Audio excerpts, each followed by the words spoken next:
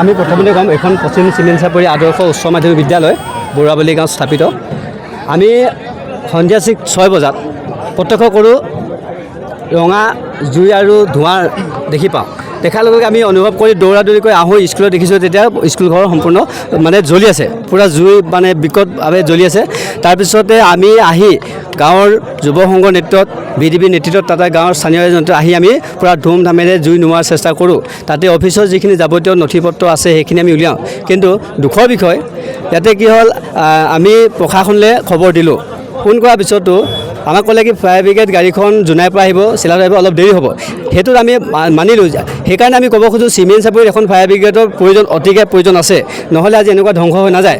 তাৰপিছতে হ'ল কি প্ৰশাসনৰ পৰা কিন্তু আহি কোনো এজন ব্যক্তি আহি উপস্থিত নহ'ল, জুই নুমাৰ পিছত আহিছে। সেইটোত আমাৰ প্ৰত্যেকৰ আৱেগ আছে। যাই নহওক, ইয়াৰ পিছতে আমি জুই নুমাবলৈ সক্ষম হ'লোঁ। সক্ষম হোৱাৰ আগতো আমি কাৰেণ্টৰ ডিপাৰ্টমেণ্টত ফোন কৰিলোঁ, তেতিয়া তেওঁলোকে কানেকশ্যন কাটিলে, নহ'লে হয়তো আৰু ভয়ংকৰ ৰূপ ল'লেহেঁতেন, একোৱে নাথাকিলেহেঁতেন। কিহৰ পৰা জুই সূত্ৰপাত হৈছে? আমি আমাৰ যোনটো মানে অনুভৱ কৰিছোঁ, আমি কাৰেণ্টৰ শ্বৰ্ট চাৰ্কিটৰ বিনিময়তে হৈছে ভাবিছোঁ, মানে বেলেগ বিকল্প নাই। আমি চাইছোঁ ওচৰে পাজৰে প্ৰত্যক্ষ কৰিলোঁ, কোনো জুই কণ্ডিশ্যনটো নাই। এনেই বিদ্যালয়খনৰ কিমানমান বস্তু মানে ইয়াতে আগত আমি যোনখন M স্কুল হিচাপে আছিলে, হাইস্কুলখনতো M স্কুলখন সম্পূৰ্ণভাৱে জ্বলি ধ্বংস হৈ গ'ল। ইয়াৰ ভিতৰৰ সামগ্ৰী যি সম্পূৰ্ণ ধ্বংস হৈ গ'ল। তাৰপিছত হাইস্কুলখনৰো এটা মাথা জুই ধৰিছিলে, সেইটো নোমোৱা হ'ল বাৰু। তাৰপিছতে অফিচ ৰুমতো ধৰিছিলে, তাতো আমি ভিতৰ SSC ভাঙি জুই নোমোৱা হ'ল। গতিকে তেনেকৈও ক্ষতিসাধন যথেষ্ট হৈছে। আপুনি চৰকাৰক কি আবেদন জনাব? আমি চৰকাৰৰ প্ৰতি এটাই আবেদন জনাম যে এই যোনটো ফায়াৰ ব্ৰিগেডৰ প্ৰয়োজন সঁচাকৈ আছে, এনেকুৱা স্থানত দিয়াৰ ব্যৱস্থা কৰক।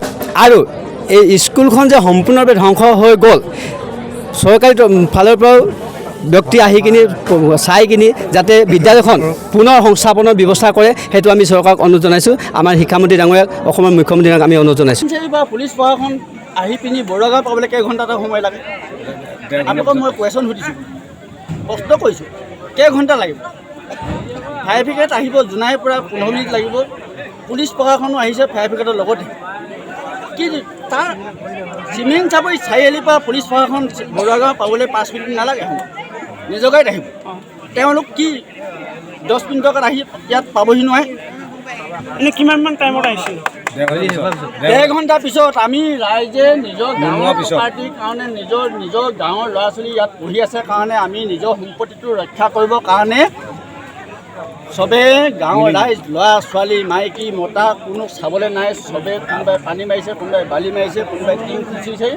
মোৰ বাঁহডাল মই সেইবিলাক থৈ দিলোঁ, মই সেইডাল আনি দেখাব পাৰোঁ টিং কেনেকৈ খুদিয়ালোঁ, সেইটো মই দেখাব পাৰিম। কিন্তু অৱহেলা, আমাৰ পুলিচ প্ৰশাসনৰ বহুত অৱহেলা। কিন্তু কোনোবাই কাৰোবাৰ ঘৰত মদ বিক্ৰী কৰিছে, আহচোন বুলি ক'লে পটককৈ আহি পাই যায়। পইচাখন নিজে খাবলৈ পায়। আমি চিধাই কোৱা মানুহ, আমি মিছা কথা কোৱা মানুহ নহয়। ফায়াৰ ব্ৰিগেডো আহি পাই যাব। ফায়াৰ ব্ৰিগেডৰ 2 মিনিটৰ আগে আগে পুলিচ পাইছে। পুলিচ পাবহি কেতিয়া? কোনোবাই কাৰোবাৰ ঘৰত খোলাইব বিক্ৰী কৰিছে, তেতিয়া পুলিচ কেলা 10 মিনিটত আহি পাই যাব ইয়াত। এতিয়া কিমান টাইমত আহি পাইছে? 1.5 ঘণ্টা পিছত আহি পাইছে। আমি চিধা এটা পাব। উচ্চ ইংৰাজী বিদ্যালয়ত আজি হঠাতে যি অগ্নিকাণ্ড হৈছে, ইয়াৰ বাবে আমি যথেষ্ট দুখিত।